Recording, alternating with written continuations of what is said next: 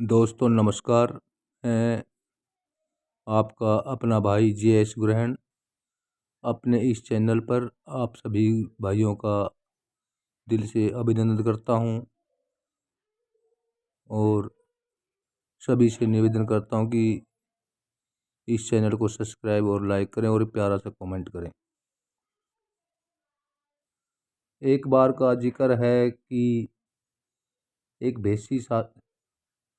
भेसी साधु को गुरु नानक साहिब के साथ रहने का इत्तेफाक हुआ, जो भेष को बहुत महत्व देते हैं। उनको वास्तव में गुरु और नाम का पर कोई विश्वास नहीं होता। एक दिन उस साधु ने कहा कि मुझे कोई महात्मा बताओ ताकि मैं उनकी संगति करूं। गुरु नानक साहिब ने कहा कि बड़े बड़े महात्मा हैं, फिर भी अगर तुझे जाना है तो ऐसे रास्ते में भाई लालो बड़ाई है, उसके पास चला जा। जब वह वहाँ गया तो लालो उठ खड़ा हुआ। उसने चारपाई डाल दी। साधु बैठ गया। भाई लालो ने कोई बात न की, बल्कि अपना काम करता रहा। जब थोड़ी देर बैठकर साधु निराश होकर जाने लगा तो भाई लालो ने कहा, 2 घंटे सब्र करो,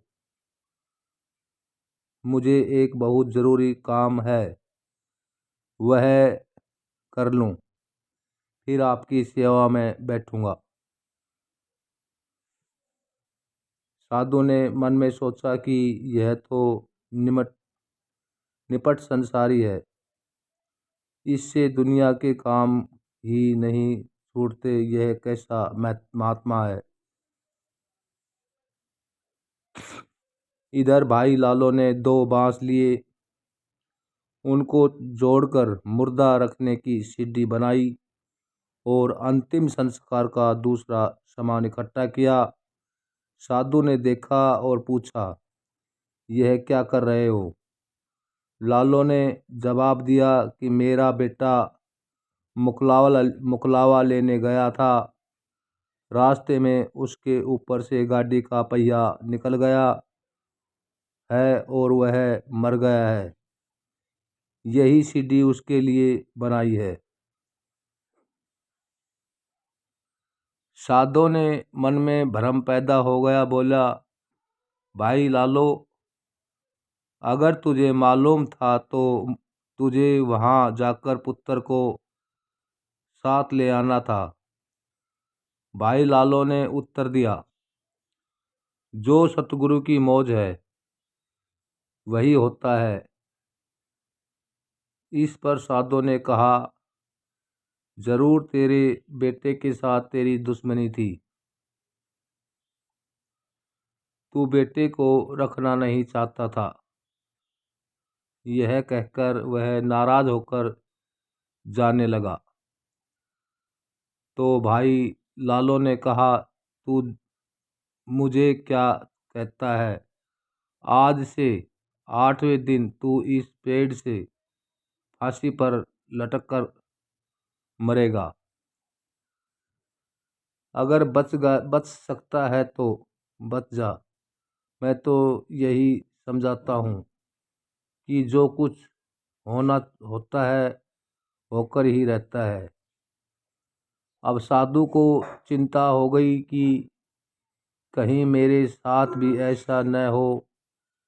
सोचा कि इस पेड़ से बहुत दूर चला जाऊं।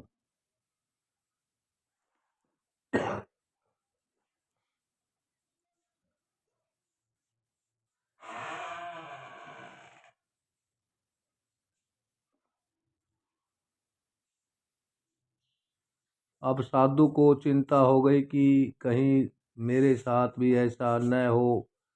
सोचा कि इस पेड़ से बहुत दूर चला जाऊं तो इससे फांसी लगने का सवाल ही न रहेगा। यह सोचकर वह 4 दिन तक जितना दौड़ सका दौड़ता रहा। भूखा प्यासा था। आखिर व्याकुल होकर गिर पड़ा और सो गया। जब उठा तो दिशा का ख्याल न रहा और वापिस उसी ओर दौड़ने लगा जिस ओर से आया था। फिर 4 दिन तक लगातार भागता रहा और आखिर उसी जगह पहुंच गया जहां से 8 दिन पहले भागना शुरू किया था। जब 8 दिन हो गए तो दिल में सोचता है कि अब मुझे कौन फांसी पर लटका सकता है। मैं तो उस पेड़ से कोसों दूर हूँ। भाई लालो झूठा है। मेरा आज का दिन ही बाकी है। यह सोचकर उसी पेड़ के नीचे सो गया। उधर वहां से कुछ दूर एक शहर में कुछ चोरों ने चोरी की और माल लूटकर वहां से निकले। जितना जेवर और अन्य सामान था उन्होंने आपस में बांट लिया, पर एक हार बाकी रह गया। ख्याल किया कि इसको तोड़कर बांट लें। फिर कहा कि यह बहुत खूबसूरत है, क्योंकि न इसे साधु के गले में डाल दें। यह सोचकर हार उस सोए हुए साधु के गले में डालकर वे चले गए। जब दिन निकला तो सिपाहियों ने जो कि चोर की तलाश में निकले हुए थे उस साधु को पकड़ लिया और हाकिम के पास ले गए। उस जमाने में सज़ा सख्त होती थी। हाकिम ने बिना बयान किए लिए उसे फांसी की सज़ा सुना दी और हुक्म दिया कि इसे उसी पेड़ से लटका कर फांसी दे दी जाए, क्योंकि नियम यह था कि जिसके पास चोरी का माल मिल जाए उसको बिना बयान लिए मुजरिम बना मान लिया जाए। फिर जिसको फांसी देनी होती थी उसे पूछ लेते थे कि तुझे किसी ने मिलना हो तो बता, ताकि मिला दे। उस साधु ने भी पूछा गया कि तुझे किसी ने से मिलना हो तो बता। साधु ने कहा कि एक भाई लालो बड़ा बड़ा बड़ी है, उससे मिलना है। भाई लालो को बुलाया गया। जब वह आया तो साधु बोला, आप ठीक कहते थे। मेरी गलती थी कि मैं नहीं माना। अब सामने वही पेड़ है, वही मैं हूँ और फांसी का हुक्म ही हो चुका है। कृपा करके जिस तरह हो सके मुझे बचा लो। मैं सारी उम्र आपका उपकार नहीं भूलूंगा। भाई लालो ने कहा कि मैं अपने सतगुरु नानक साहिब से विनती करता हूँ। आशा है कि वे मेरी विनती मान कर तुझे बचा लेंगे। तू आधा घंटा सब्र कर। इतने में खबर आई कि चोर पकड़े गए हैं। चोरों ने कहा कि अब हम मान ले कि हमने चोरी की है, कहीं ऐसा न हो कि बेगुनाह साधु मारा जाए।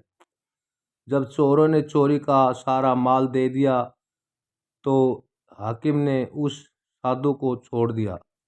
साधु सीधा भाई लालो के घर पर पहुंचा और फिर गुरु नानक साहिब के पास पहुंचकर नामदान लिया और उसका सच्चा सेवक हो गया।